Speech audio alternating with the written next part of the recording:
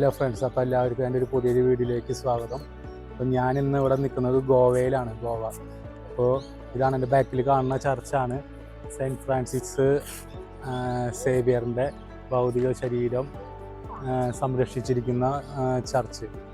അപ്പോൾ നമ്മൾ ഫ്രാൻസിസ് സേവിയറിൻ്റെ ഭൗതിക ശരീരം കണ്ടതിന് ശേഷം അതിൻ്റെ ഓപ്പോസിറ്റ് സൈഡിലുള്ള ഒരു മ്യൂസിയമുണ്ട്.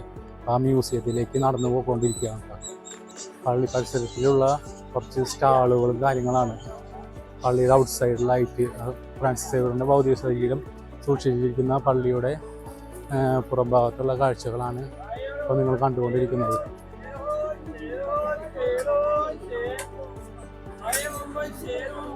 നല്ല എന്താ പറയുക, ഇവിടെ കൂടുതലായിട്ട് വിൽക്കപ്പെടുന്നത് ഭക്തിയുമായി ബന്ധപ്പെട്ടിട്ട്, അതായത് കൊന്ത, പിന്നെ കീ ചെയിൻ, നമ്മുടെ സെയിൻറ്റിൻ്റെ ഫോട്ടോ എൻഗ്രേവ് ചെയ്തിട്ടുള്ള കീ ചെയിൻ, കൊന്തകൾ, ഫോട്ടോസ്, പിന്നെ ഗോവൻ ട്രഡീഷനായിട്ടുള്ള കുറച്ച് ഫുഡ് ഐറ്റംസ് ഒക്കെ ഉണ്ട്. ഒരു പോർക്കിൻ്റെ ഫുഡ് ഐറ്റംസ് ഒക്കെയാണെന്ന് തോന്നുന്നു, ബർഗർ പോലെയൊക്കെ ചെയ്തിട്ടുള്ളത്.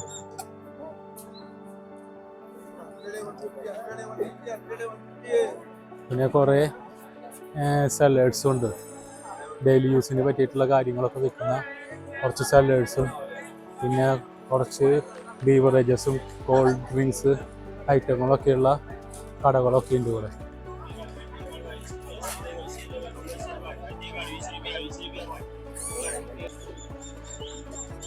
ഈ കാണുന്നതാണ് ഗോവയിലെ ട്രഡീഷണൽ ആയിട്ടുള്ള പോർക്ക് സോസേജും അത് വെച്ചിട്ട് ഉണ്ടാക്കുന്ന ബർഗേഴ്സ്.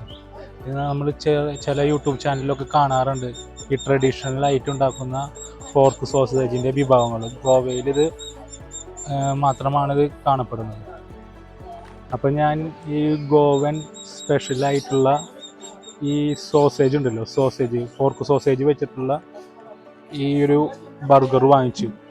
സാൻഡ്വിച്ച് ടൈപ്പ് ആക്കിയിട്ടാണ് അവർ വെച്ചിട്ടുള്ളത് ഈ പോർക്ക് സോസേജ്. ഞാനിന്ന് കഴിച്ചു നോക്കട്ടെ. ഞാൻ ഫസ്റ്റ് ടൈമാണ് ഇത് കഴിക്കുന്നത്. ഇതിൻ്റെ ടേസ്റ്റ് എങ്ങനെയുണ്ടെന്ന് നോക്കാം.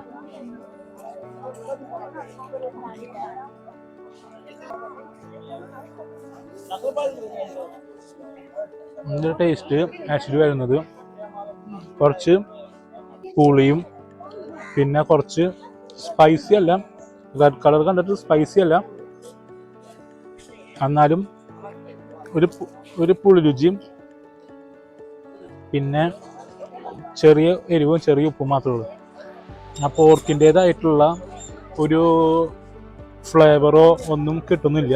പോർക്കാണ്, പക്ഷേ പോർക്കിൻ്റേതായിട്ടുള്ള ഫ്ലേവറൊന്നും ഈ ഒരു ബർഗറിൽ നിന്നും കിട്ടുന്നില്ല.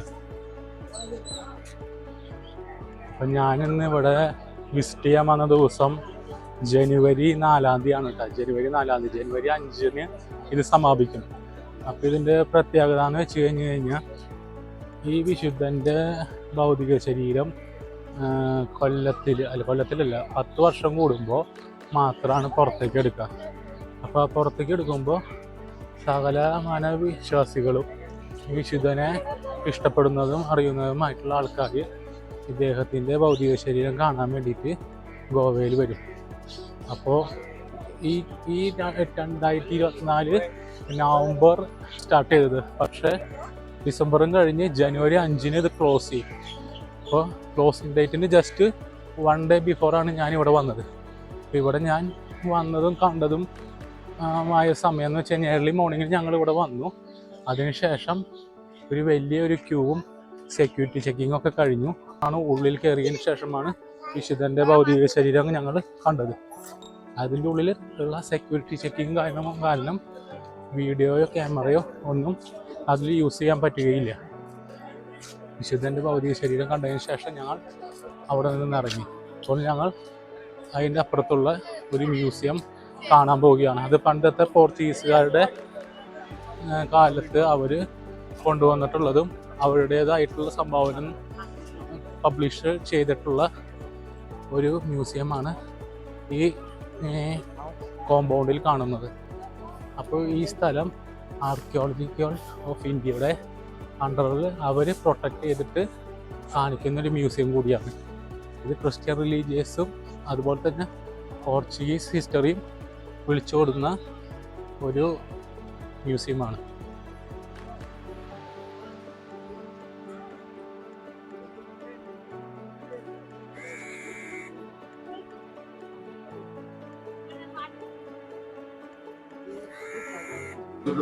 അപ്പോൾ നമ്മളുടെ ബോം ജീസസിന്റെ ഈ ആ ചർച്ച് ഉണ്ടല്ലോ, ആ ചർച്ചിൽ ഞങ്ങൾ പോയി. ബോം ജീസസ് എന്ന് പറഞ്ഞു കഴിഞ്ഞാൽ ഉണ്ണീശോ എന്നാണ് അതിന്റെ അർത്ഥാക്കുന്നത്. അപ്പൊ ആ ചർച്ചിന്റെ ഉള്ളിൽ പോയി. ആ ചർച്ചില് നമ്മള് കുറെ രൂപങ്ങളും കാര്യങ്ങളും, അവിടെ ഉണ്ടായിരുന്ന ഒരു ചെറിയ മ്യൂസിയം.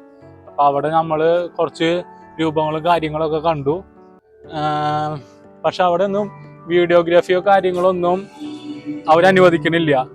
പിന്നെ ഇന്ന് സ്പെഷ്യൽ ഡേ കാരണം അവിടെ കുർബാന നടക്കുന്നുണ്ട്. ഇവിടുത്തെ ഗോവൻ ലോക്കൽ ലാംഗ്വേജിലാണെന്ന് തോന്നുന്നു ആ കുർബാന.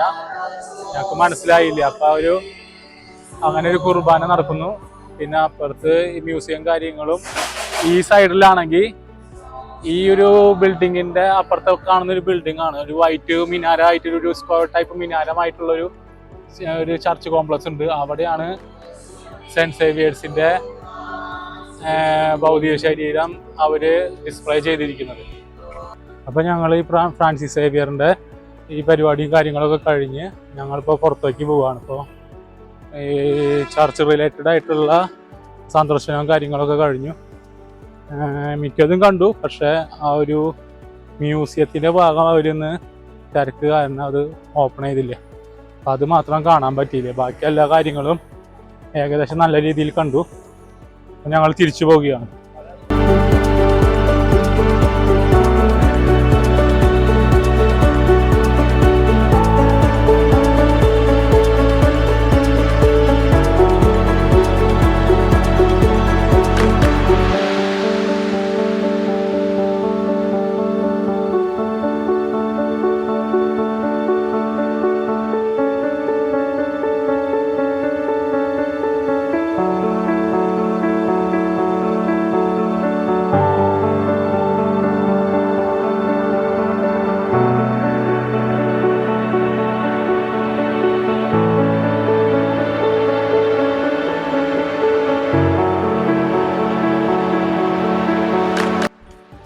അങ്ങനെ നമ്മൾ ഫ്രാൻസിസ് അസീസിയുടെ ആ ഭാഗത്ത് നിന്ന് അഗോഡ ഫോർട്ട്, ഇത് ഫേമസ് ഫോർട്ടാണ് നമ്മുടെ ഗോവയിൽ. കടലിനോടൊക്കെ അഭിമുഖീകരിച്ച് നിൽക്കുന്ന ഫോർട്ടാണെന്നാണ് ഞാൻ ഉദ്ദേശിക്കുന്നത്. അപ്പോൾ ഇവിടെ പണ്ട് ഈ പോർച്ചുഗീസുകാർ ഇത് ഉണ്ടാക്കിയിട്ടുള്ള കോട്ടയാണ്. പോർച്ചുഗീസുകാർ ഈ യൂറോപ്യൻ ശക്തികളായിട്ടുള്ള ഡച്ചുകാരിൽ നിന്ന്, പിന്നെ നമ്മുടെ ഈ മറാത്ത ഒരു കിങ്ഡം ഉണ്ട്, ഈ മറാത്ത കിങ്ഡത്തിൻ്റെ അക്രമത്തിൽ നിന്നൊക്കെ രക്ഷപ്പെടാൻ വേണ്ടിയിട്ട് ഉണ്ടാക്കിയിട്ടുള്ള ഒരു കോട്ടയാണെന്നാണ് ഇത് അറിയപ്പെടുന്നത്. അതേപോലെ തന്നെ ഇതിൽ ഒരു 23 ലക്ഷം ലിറ്റർ വെള്ളം ഫ്രഷ് വാട്ടർ സൂക്ഷിച്ചു വെക്കാനുള്ളൊരു സംഭരണി അന്നത്തെ കാലത്ത് അവരുണ്ടാക്കിയിട്ടുണ്ട്. ഇപ്പോൾ യുദ്ധകാലത്ത് എന്തെങ്കിലുമൊക്കെ കോട്ട ഉപരോധിക്കുക കാര്യങ്ങളൊക്കെ ചെയ്ത് കഴിഞ്ഞാൽ തന്നെ അത്യാവശ്യം പിടിച്ചു നിൽക്കാനും ഫുഡ് സ്റ്റോർ ചെയ്യാനുള്ള സംവിധാനമൊക്കെ ഇവിടെ അവരന്ന് കരുതി വെച്ചിട്ടുണ്ടായിരുന്നു. ഇതാണ് ഫോർട്ടിലേക്ക് കടക്കുന്ന എൻട്രൻസ്. ഇവിടെ ടിക്കറ്റും കാര്യങ്ങളൊക്കെ ആദ്യം ചെക്ക് ചെയ്യും. അതിന് ശേഷം മാത്രമാണ് നമ്മളെ ഈ ഫോർട്ടിൻ്റെ ഉള്ളിലേക്ക് കടത്തി വിടുള്ളൂ. ഈ ഒരു വഴിയിലൂടെയാണ് കേട്ടോ ഈ ഫോർട്ടിൻ്റെ ഉള്ളിലേക്കുള്ള കവാടം, ഈ ഒരു സ്ട്രക്ചറിൻ്റെ ഉള്ളിലൂടെ.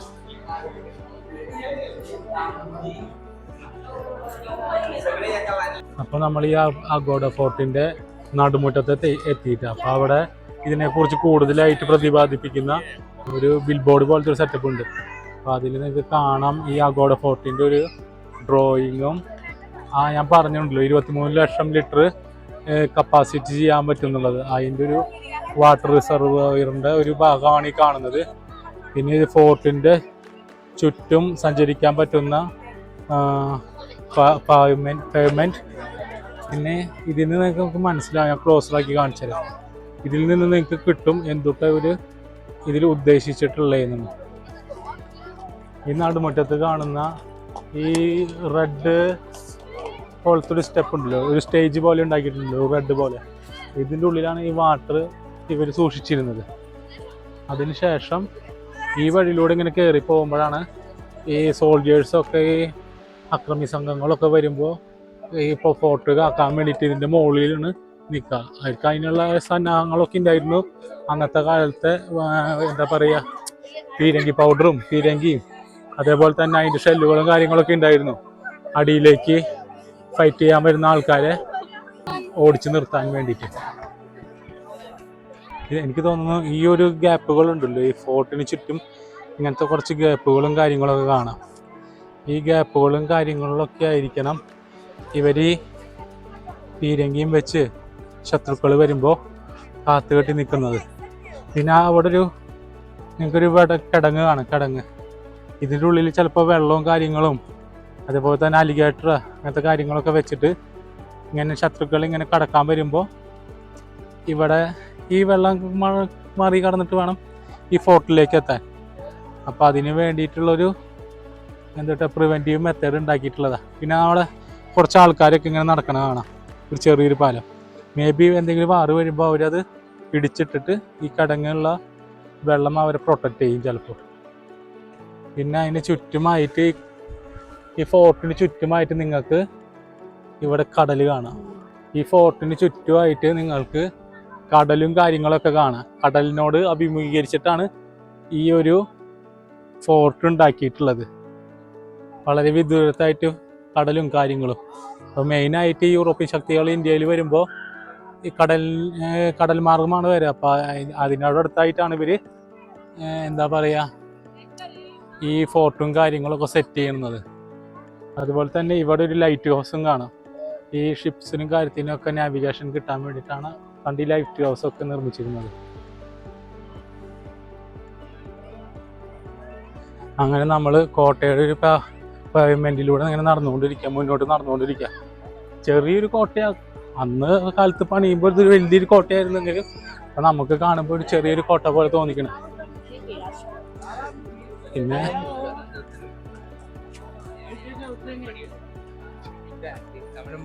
അങ്ങനെ നമ്മൾ ആ സൈഡിൽ നിന്ന് ഇങ്ങനെ ഈ അഗോഡ ഫോർട്ടിൻ്റെ ആ ഒരു എന്താ പറയുക ഒരു കോറിഡോറിലൂടെ നടന്ന് വന്നിട്ട് ഈ ഒരു സ്റ്റേജ് പോലത്തെ ഒരു പൊക്കത്തിലെത്തി.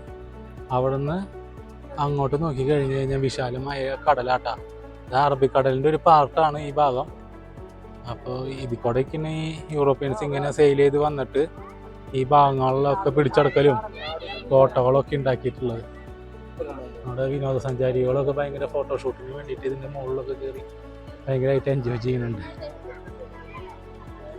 അപ്പോൾ ഈ ലൈറ്റ് ഹൗസും ഈ വെട്ടുകല്ല് പോലത്തെ കല്ലും വെച്ച് പണിതുണ്ടാക്കിയിട്ടുള്ള 4 റെക്ടാങ്കുലർ ഷേപ്പിലുള്ള ഒരു ഫോർട്ടിനെയാണ് ഈ അഗോഡ ഫോർട്ട് എന്ന് പറയുന്നത്.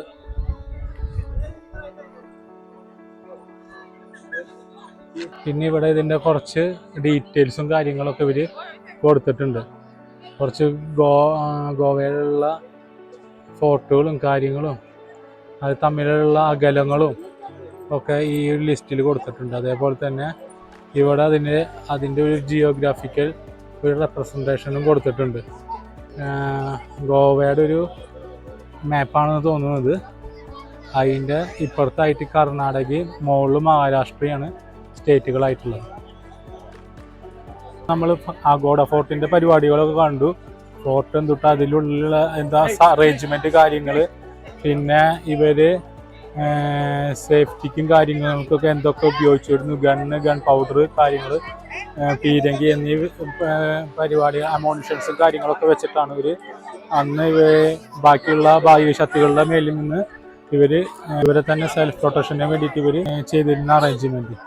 അപ്പോൾ നമ്മൾ ഇവിടെ നിന്ന് അഗോഡ ഫോർട്ടിൽ നിന്ന് നമ്മളിപ്പോൾ ഇനി പുറത്തേക്ക് പോവുകയാണ്. ഇപ്പോൾ ഇവിടെ അടുത്തായിട്ട് അഗോഡ ഫോർട്ടിൻ്റെ അടുത്തായിട്ട് തന്നെ ഒരു അഗോഡ സെൻട്രൽ ജയിലും കൂടിയുണ്ട്. പണ്ട് ആൾക്കാരെ പിടിച്ച് കൊണ്ടുവന്ന് അവരെ പാർപ്പിച്ചിരുന്ന സ്ഥലം, കുറ്റകൃത്യങ്ങൾക്കും കാര്യങ്ങളൊക്കെ ആരോപിച്ചിട്ട് പാർപ്പിച്ചിരുന്ന അഗോഡ സെൻട്രൽ ജയിലും ഇതിനോടനുബന്ധിച്ചിട്ട് തന്നെ ഉണ്ട്. അപ്പോൾ അതും കൂടി നമുക്ക് പോയിട്ട് കണ്ടിട്ട് വരാം. അപ്പോൾ നമ്മളുടെ ഈ വിശാലമായ ഈ അറബിക്കടലിൻ്റെ തീരത്തോട് ചേർത്തിട്ടാണ് നമ്മൾ കുറച്ച് നേരത്തെ പറഞ്ഞ അഗോഡ ഫോർട്ടും അതിനോട് അനുബന്ധിച്ച് അഗോഡ ജയിലുള്ളത്. ഇതിപ്പോൾ ജയിലല്ല, ജയിൽ മ്യൂസിയമാണ് കേട്ടോ. അപ്പോൾ നമ്മളുടെ ത്രിവർണ്ണ പതാക അവിടെ പാറിപ്പറക്കുന്നത് കാണാം ഈ കടൽക്കാറ്റടിച്ചിട്ട്. പിന്നെ ഈ ജയിൽ മ്യൂസിയത്തിൻ്റെ എൻട്രൻസിൽ തന്നെയായിട്ട് പഴയ കാലത്തെ ഈ ഫോർട്ടിലും കാര്യങ്ങളും ഈ ജയിലിനോടനുബന്ധിച്ച് ഈ ജയിലിൻ്റെ സേഫ്റ്റിക്കൊക്കെ ആയിട്ട് വെച്ചിട്ടുള്ള എന്താ പറയുക പീരങ്കിയും കാര്യങ്ങളും കാണാം. അപ്പോൾ ഇതിൻ്റെ ഫ്രണ്ടിൽ ഹോളുണ്ടല്ലോ, അതിൻ്റെ ഉള്ളിൽ കൂടെ നമ്മൾ ഇതിടും, ഏത് റൗണ്ട് ബോൾ പോലത്തെ അയൺ ഗ്ലോബ്സ് ഇടും. എന്നിട്ട് ഇതിൻ്റെ ബാക്കിൽ ഗൺ പൗഡർ ഇട്ട് ചാർജ് ചെയ്തിട്ടുണ്ടാവും. ഈ ഹോളിൽ അതിൻ്റെ ഫ്യൂസ് വരും, അതായത് തിരി വരും. അതിന് ശേഷം ഇത് ബേൺ ചെയ്യുമ്പോഴാണ് അതിൽ കംപ്രഷൻ നടന്നിട്ട് ഈ ഉണ്ട ആ പറഞ്ഞ മുന്നിലുള്ള ഹോളിൽ കൂടെ ശത്രുവിൻ്റെ സാന്നിധ്യമുള്ള സ്ഥലത്തേക്ക് ഇവർ അയക്കുന്നത്. അപ്പോൾ മ്യൂസിയം കാണാൻ പോയി ഞങ്ങൾ നേരെ തിരിച്ചൊരു റെസ്റ്റോറൻറ്റിലെത്തി ലഞ്ച് കഴിക്കാൻ. എന്താ കാരണം എന്ന് വെച്ച് കഴിഞ്ഞാൽ മ്യൂസിയത്തിൽ കയറാൻ പോയപ്പോൾ അവിടെ അവർ ചാർജ് ചെയ്യുന്നത് ഒരാൾക്ക് 200 രൂപയാണ്. അതായത് ഗോവൻസിന് 200 രൂപയും ബാക്കിയുള്ള ഔട്ട്സൈഡിൽ നിന്ന് വരുന്നവർക്ക് ഗോവൻസിന് 100 രൂപയും ബാക്കിയുള്ള ഔട്ട്സൈഡിൽ നിന്ന് വരുന്ന ആൾക്കാർക്ക് 200 രൂപയും. അപ്പോൾ പിന്നെ നമ്മൾ അതിൽ പ്രത്യേകിച്ച് കാണാമെന്ന് വെച്ച് കഴിഞ്ഞാൽ അതിൽ കണ്ടാൽ തന്നെ അറിയുള്ളൂ.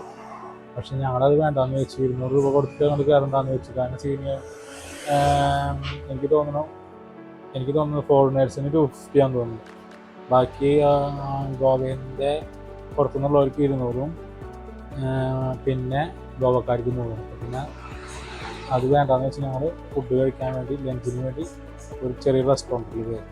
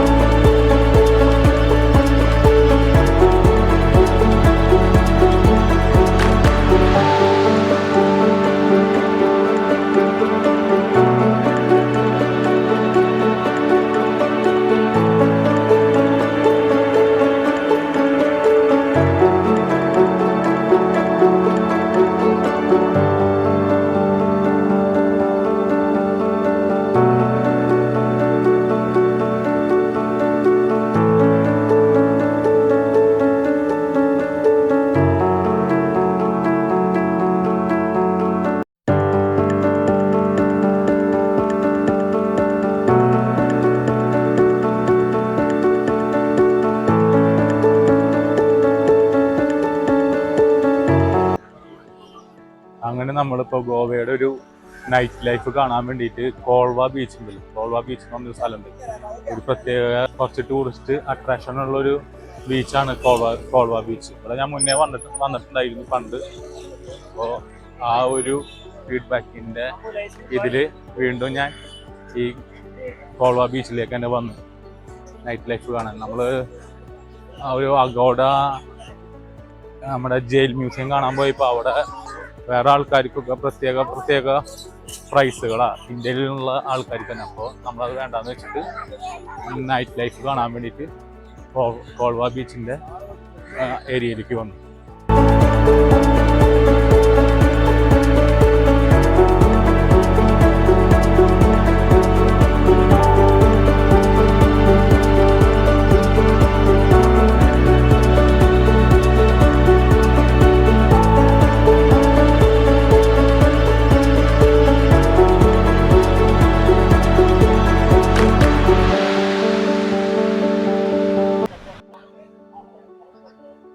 അപ്പോൾ ഇതാണ് നമ്മളുടെ കോൾവ ബീച്ചിൻ്റെ നൈറ്റ് ബ്യൂട്ടി. ഇങ്ങനെ കുറേ ഒരു 1-2 കിലോമീറ്റർ ഇങ്ങനെ നീളത്തിലാണ് ഈ ബീച്ചിൻ്റെ ഒരു സെറ്റപ്പ്.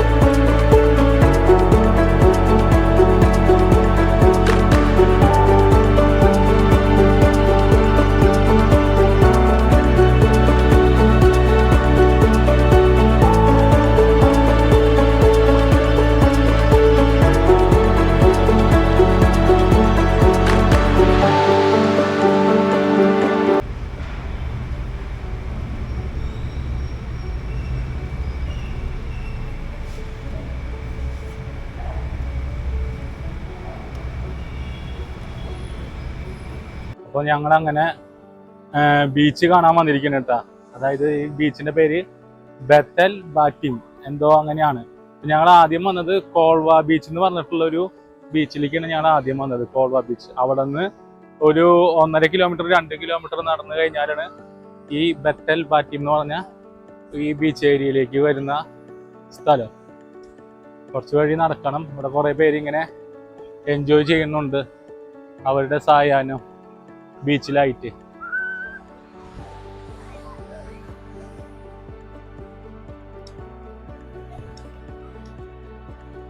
പിന്നെ നമുക്കിവിടെ ചുറ്റുപാടുമായിട്ട് കുറേ ഇനി ഇരിക്കുന്ന കസേരകളും കാര്യങ്ങളും, പിന്നെ അവിടെ ആൾക്കാർ കുറച്ചിങ്ങനെ ഡ്രിങ്ക്സ് ഒക്കെ കഴിച്ച് അവരുടെ സായാഹ്ന സമയമൊക്കെ ഇന്നത്തെ ഈ ദിവസത്തിന്റെ സായാഹ്ന സമയം അടിപൊളിയായിട്ട് അവർ എൻജോയ് ചെയ്യണ ഒരു രംഗങ്ങളൊക്കെ കാണാം. കുറേ പേര് അങ്ങനെ കടലിൽ ഇങ്ങനെ കളിച്ചുകൊണ്ടിരിക്കുന്നു. കുറച്ച് പേര് ഇങ്ങനെ സൈക്കിളിലൊക്കെ ആയിട്ട് സൈക്ലിംഗ് ഒക്കെ ചെയ്തുകൊണ്ടിരിക്കുകയാണ്. ഇതൊക്കെയാണ് ഈ ബീച്ചിലെ പ്രത്യേക കാഴ്ചകളൊക്കെ. പിന്നെ കുറച്ച് എന്താ പറയുക, ഈ സീ റെസ്ക്യൂ ചെയ്യുന്ന ആൾക്കാർ ഇങ്ങനെ ജെറ്റ് സ്കീലൊക്കെ ഇങ്ങനെ അങ്ങോട്ടും ഇങ്ങോട്ടും ഒക്കെ ആയിട്ട് പായുന്നുണ്ട്. ആരെങ്കിലുമൊക്കെ കടലിൻ്റെ ഉള്ളിൽ പോവുകയാണെങ്കിൽ അവരെ രക്ഷപ്പെടുത്താനൊക്കെ ആയിട്ട് ഭയങ്കര ഓർഗനൈസ്ഡ് ആണ്. പിന്നെ നല്ലൊരു ഇന്റർനാഷണൽ ഡെസ്റ്റിനേഷൻ ആണല്ലോ ഗോവ. അപ്പോൾ അതിൻ്റെതായിട്ടുള്ള ഓരോ ഗുണങ്ങളും കാര്യങ്ങളും പിന്നെ അഡ്വാൻസ്ഡ് ഫീച്ചേഴ്സും കാര്യങ്ങളൊക്കെ ഉണ്ട്. പിന്നെ കുറേ പാരാഗ്ലൈഡിങ് മാത്രമല്ല മോട്ടറൈസ്ഡ് ആയിട്ടുള്ള പാരാഗ്ലൈഡിങ് കാര്യങ്ങളൊക്കെ ഉണ്ട്. അത് വളരെ നൈസാണ്.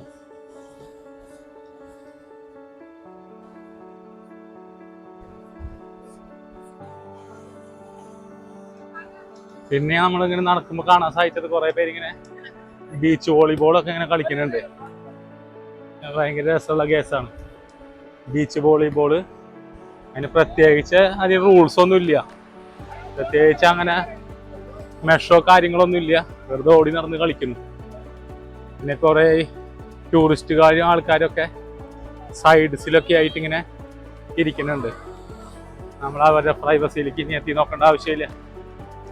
നമ്മൾ ഈ ബീച്ചിലൂടെ ഇങ്ങനെ നടന്നുകൊണ്ടിരിക്കുക.